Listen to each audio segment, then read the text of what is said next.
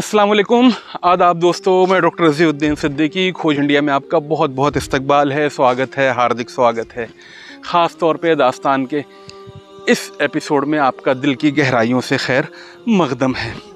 आपको दास्तान पसंद आ रही है, हमें बेहद खुशी हो रही है। तो चलिए शुरू करते हैं। दास्तान में एक नई कहानी फिर से ख्वाजा हसन निज़ामी की ज़बानी, ख्वाजा हसन निज़ामी रहमतुल्लाह अलैह की किताब बेगमात के आंसुओं से। लेकिन उसके पहले मैं फिर से आपको वही कह रहा हूँ जो बार बार कहता हूँ, अक्सर कहता हूँ, कई बार कहता हूँ, लेकिन आप वो काम नहीं करते हैं। अरे मेरे भाई, वो काम आप कीजिए, हमारे चैनल को प्लीज़ सब्सक्राइब कीजिए। इस एपिसोड को अगर पसंद आता है तो लाइक करें, अपने ख़यालात का इजहार ज़रूर करें और ख़ास तौर पे शेयर ज़रूर करें। आप शेयर करेंगे तो ये पैगाम, गदर का पैगाम, किस तरीके से बादशाह के परिवार के ऊपर, मुग़ल शहज़ादों के ऊपर जो आप बीती थी, वो किस तरीके से बीती थी, कितना जुल्म उन्होंने सहा था, वो सारी दुनिया को पता चल सके। तो चलिए शुरू करते हैं, ज़्यादा देर ना करते हुए। दास्तान गदर से, 1857 से, लाल किले से। गोलियों की तड़तड़ाहट थी, लगभग अंग्रेज़ सारे शहर पर कब्ज़ा कर चुके थे। ऐसे हाल में किसी भी वक्त ये हो सकता था कि लाल किले में अंग्रेज़ सिपाही दाखिल हो जाएं। लिहाजा बहादुर शाह ज़फ़र इस कोशिश में थे कि शहज़ादे शहज़ादियों को सेफ़ जगह पर शिफ्ट कर दिया जाए, और वो उन्होंने भी सारी तैयारी कर ली थी लाल किले जाने की। लिहाजा वो लाल किले की तरफ रवाना हो चुके थे। लेकिन लाल किले के एक हिस्से में एक दूसरी बातें भी थीं। वो बातें ये थी कि एक शहज़ादा था, माह आलम जिसका नाम था, उम्र सिर्फ 11 बरस की थी। उसके वालिद का नाम मिर्ज़ा नौरोज़ हैदर था। उनके बारे में कहा जाता है कि वो शाह आलम सानी जो बादशाह थे उनके दरअसल नवासे थे, काफ़ी मालदार थे। उनको ननिहाल की तरफ से भी काफ़ी दौलत मिली हुई थी। लिहाजा 100 रुपया माहाना तनख्वाह भी बहादुर शाह ज़फ़र की तरफ से मिलती थी। इस लिहाज से उनके पास नौकर चाकर, घर बार, किले के अंदर सब कुछ सेपरेट था। काफ़ी मालदार थे मिर्ज़ा। जैसा कि मैंने आपको बताया, माह आलम एक शहज़ादे का नाम था जो शाह आलम बादशाह दिल्ली के नवासों में से था। जब गदर पड़ा तो माह आलम की वालदा जो थी वो दरअसल बहुत बीमार थी। उनका इलाज हो रहा था, मगर मर्ज़ जो था वो लगातार बढ़ता ही जा रहा था। यहाँ तक कि ऐन उस रोज़ जबकि बहादुर शाह ज़फ़र किले से निकले और शहर की तमाम रियाया परेशान होकर चारों तरफ भागने लगी, माह आलम की वालदा का इंतकाल हो गया। ऐसी घबराहट के मौके पर सबको अपनी जान के लाले पड़े हुए थे। इस मौत ने अजीब हरास पैदा कर दिया था। इस वक्त ना कफन का सामान मुमकिन था, ना दफन का, ना गुस्ल देने वाली औरत में असर आ सकती थी, ना कोई मुर्दे के पास बैठने वाला था। शहजादों में रस्म हो गई थी कि वो मुर्दे के पास ना जाते, या सब काम पेशेवारों से लिया जाता जो उस वक्त के लिए हमेशा मौजूद, वो तैयार रहते थे। लेकिन गदर की आलमगीर मुसीबत के सबब कोई ऐसा आदमी ना मिला जो तदफीन की खिदमत अंजाम दे सके। घर में 2 लौंडियाँ थीं, लेकिन वो भी मुर्दे को नहलाना नहीं जानती थीं। खुद मिर्ज़ा अगरचा पढ़े लिखे शख्स थे, लेकिन वो भी इस्लामी तरीके से गुस्ल देना, कफन देना, इन सब चीज़ों को नहीं जानते थे। ये देखिए, ये सारी चीज़ें जो हैं आज के हालात में बहुत कॉमन हो चुकी हैं। ये बादशाहों के यहाँ उस ज़माने में बुराई थी कि लोग कफन देना नहीं जानते थे। उसी तरीके से आज हम अपने बीच में देखते हैं, गुस्ल का मामला हो, कफन का मामला हो, दफन का मामला हो, कब्र खोदने का मामला हो, सब पेशेवर चीज़ों से, पेशेवर लोगों से हम लोग करवा रहे हैं। ये पहले बादशाहों के यहाँ थे, लेकिन आम लोगों के यहाँ ये चीज़ें एकदम मशहूर थी कि ये सारी चीज़ें जो थी लोग खुद से किया करते थे। घर के लोग ही गुस्ल दिया करते थे, घर के लोग ही कफन दिया करते थे, इवन घर के लोग ही नमाज जनाजा पढ़ाया करते थे, इवन घर के लोग ही कब्र खोदा करते थे, इवन घर के लोग ही कब्र में उतर कर मैयत के आखिरी रसूमात को पूरा करते थे। ये बुराई जो आज हमारे बीच में है, दरअसल ये बुराई उस वक्त शाही ख़ानदानों में थी। इस सबक को पढ़कर ऐसा मालूम पड़ता है। लिहाजा सारे लोग हैरान और परेशान थे उस वक्त कि कैसे किया जाए। इतने में सुना कि अंग्रेज़ी लश्कर शहर में घुस आया है और अब करीब किले में भी आना चाहता है। इस खबर से मिर्ज़ा के रहे सहे अवसान भी जाते रहे और जल्दी से लाश को चारपाई पर कपड़े उतार कर नहलाने शुरू किए। नहलाया क्या, बस पानी के लोटे भर भर कर ऊपर डाल दिए। कफन कहाँ से मिलता, तो शहर तो बंद था। पलंग पर बिछाने की 2 उजली चादरें ली और इनमें लाश को लपेट दिया। अब ये फिक्र कि दफन कहाँ करें, बाहर ले जाने का मौका नहीं है, इसी सोच में थे कि गोरों और सिख रेजिमेंट के फौज धड़ धड़ा कर घर में घुस आई और आते ही मिर्ज़ा और उनके लड़के माह आलम को गिरफ्तार कर लिया। इसके बाद घर का सामान लूटने लगे, संदूकें तोड़ डाले, अलमारियों के कोड़े उखाड़ दिए, किताबों को आग लगा दी। दोनों लौंडियां जो गुस्ल खाने में जा छुपी थी उनको घसीटते हुए सिख रेजिमेंट के सिपाही बाहर ले आए। अगरचे इन फौजियों को लाश का हाल मालूम हो चुका था कि वहाँ पर एक लाश रखी हुई है, डेड बॉडी रखी हुई है, लेकिन उन्होंने थोड़ा सा भी रहम नहीं किया और बल्कि उस चारपाई को घसीटते हुए कमरे से बाहर कर दिया। आखिर सारा घर का कीमती सामान, घड़ियाँ, सब कुछ लूट लाट कर उसको पोटली की शक्ल देकर बांध दिया, गठरियाँ तैयार कर दी। दोनों लौंडियों को बुलाकर उनके सर पर रख दिया। मिर्ज़ा हैदर के भी सर पर एक बड़ी सी पोटली रख दी और एक पोटली शहजादे माह आलम के भी सर पर रख दी और इन लोगों को किले से निकलने का हुक्म दे दिया। चलते जाते आखिरी नज़र बीवी की लाश के ऊपर पड़ी। आंसू जो थे वो बिल्कुल पूरी तरीके से रवां थे, बहुत गमज़दा थे। आप सोच सकते हैं क्या हाल होगा। एक लम्हे में बीवी तो बीवी गई, सारा घर सामान सब कुछ उजड़ गया। लौंडियाँ जो थीं उनको तो बोझ उठाने और चलने की आदत थी। मिर्ज़ा भी जो थे वो भी मजबूत थे, बोझ सर पर उठाए और बेथकान चल रहे थे। मगर गरीब माह आलम की बुरी हालत थी। अव्वल तो उसके सर पर बोझ की उम्र और बिसात से ज़्यादा था। इसके अलावा ये शहज़ादा कुदरती तौर पर बहुत नाजुक और कमज़ोर था। इस पर सोने पे सुहागा ये हुआ कि माँ के मरने का गम था। रात से रोते रोते रोते रोते आंखें सूज गई थी। खाली हाथ चलने से चक्कर आते थे। कुजाया नौबत के सर पर बोझ, पीछे चमकती हुई तलवारें और जल्दी चलने की कहरनाक ताकीद बेचारे के पांव लड़खड़ाते थे। दम चढ़ गया, बदन पसीना पसीना हो गया था। आखिर निहायती मजबूरी की हालत में बाप से कहा, अब्बा अब्बा अब्बा, हज़रत मुझसे अब चला नहीं जाता, अब्बा मुझसे अब चला नहीं जाता, गर्दन बोझ के मारे टूट जाती है अब्बा, आंखों के सामने अंधेरा आ रहा है अब्बा, ऐसा ना हो कि गिर पड़ूं।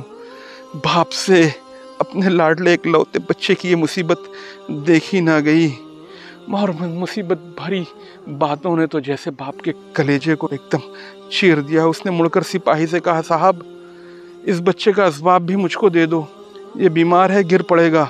गोरा मिर्ज़ा की ज़बान बिल्कुल ना समझ सका और इस तरह ठहरने और बात करने को गुस्ताखी और बदनीयती समझकर 2-3 मुक्के कमर पर मारे और आगे धक्का दे दिया।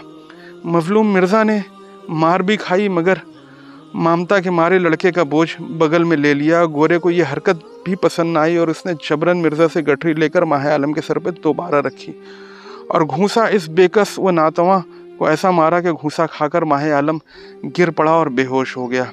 मिर्ज़ा ने लगते जिगर की हालत देखकर जोश में आ गए और असबाब को फेंक कर एक मुक्का गोरे के कल्ले पर रसीद किया और फौरन फिर दूसरा घूंसा उसकी नाक पर मारा, जिससे गोरे की नाक का बांसा फट गया और खून का फव्वारा चलने लगा। हालांकि सिख सिपाही दूसरी तरफ जा चुके थे। इस वक्त फ़कत 2 गोरे इन कैदियों के साथ कैंप को ले जा रहे थे। दूसरे गोरे ने अपने साथी की हालत देखकर मिर्ज़ा की तरफ एक संगीन मारी मगर खुदा की कुदरत, संगीन का वार खाली गया और मिर्ज़ा के पेट के पास से थोड़ा सा हल्का सा जख्म देते हुए निकल गया। तैमूरी शहजादे को जलाल तो आ ही गया था। उसने मौके की गनीमत को जाना और लपक कर एक मुक्का इस घोड़े की भी नाक पर दे मारा। ये मुक्का भी इस जोर से पड़ा कि घोड़े की नाक पिचक गई और खून बहने लगा। घोड़े की हालत देखकर पिस्तौल व कर्च दोनों भूल गए और एक बारगी दोनों एक साथ मिर्ज़ा के ऊपर चमट पड़े। जो लौंडियां थीं उन्होंने जब ये हाल देखा तो उन्होंने हाथ में मुट्ठियों में खाक उठाई और दौड़कर दोनों गोरों की आंखों में डाल दी। आंखों में खाक जाना था, गोरों को कुछ नज़र नहीं आ रहा था। फिर उसके बाद मिर्ज़ा ने बगैर देरी करते हुए संगीन उठाकर दोनों गोरों का वहाँ पर काम तमाम कर दिया, उनको ज़बा कर दिया। उन दोनों को हलाक करने के बाद माहे आलम की तरफ मिर्ज़ा मुतवज्जा हुए और वो बिल्कुल बेहोश था। बाप की गोद में लेते ही आँख खोल दी और बाहें गले में डालकर रोने लगा। मिर्ज़ा इसी हालत में थे कि पीछे से 10-12 गोरे और सिख रेजिमेंट के सिपाही आ गए। उन्होंने अपने 2 साथियों को खून में नहाया देखकर मिर्ज़ा को घेर लिया और लड़के से जुदा करके हाल पूछा। मिर्ज़ा ने सारी बातें सच सच बता दी। मुगल थे, डरते नहीं थे। उन्होंने आंखों में आग डाल के सारा वाक़या जो था वो बयान कर दिया कि मैंने किस तरीके से इन 2 गोरों को काटा है। सुनते ही गोरों की हालत में गुस्सा आ गया, वो एकदम गुस्से से पागल हो गया। उन्होंने पिस्तौल निकाली और धड़ाधड़ मिर्ज़ा के सीने पर 6 फायर कर दिए और मिर्ज़ा वहीं ज़ख्मी होकर गिर गए और आनन फानन में पैर हिलाते तड़प तड़प कर जाँ बहक हो गए।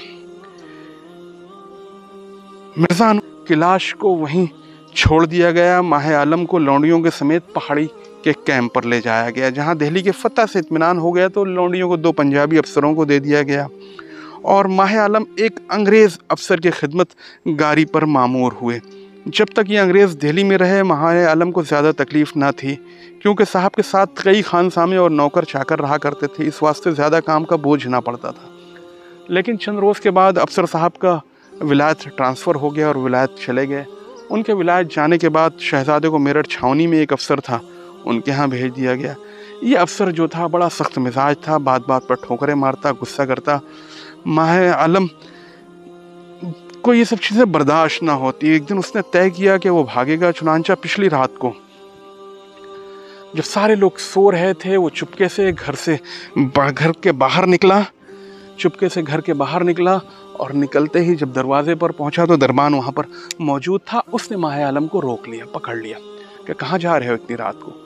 माहे आलम ने एक ज़रूरी बहाना किया कि फ़लाने गांव जा रहा हूँ, फ़लाने शख्स से मिलने जा रहा हूँ, साहब का हुक्म है, वहाँ से कुछ सामान लाना है, फ़ौरन लेकर मैं लौट रहा हूँ। लिहाजा दरबान जो था उसको माहे आलम की बात पर यकीन आ गया और माहे आलम को उसने जाने दिया। माहे आलम वहाँ से निकला और भागना शुरू किया, जंगल के रास्ते भागना शुरू किया। माहे आलम गिरता पड़ता, पैर में छाले पड़े। शहर से बाहर निकला तो दूर उसे एक मस्जिद दिखाई दी। माहे आलम देखकर खुश हुआ और मस्जिद तक पहुंच गया। फजर का वक्त था, नमाजी जा चुके थे, लेकिन मुल्ला जी कहें या इमाम साहब कहें उसमें मौजूद थे और एक दरवेश भी थे। माहे आलम वहाँ जब पहुँचा तो मुल्ला जी ने माहे आलम से कई तरीके के सवालात किए कि तेरा नाम क्या है, तू कहाँ से आया है, कैसे यहाँ पर पहुँचा है इस वक्त।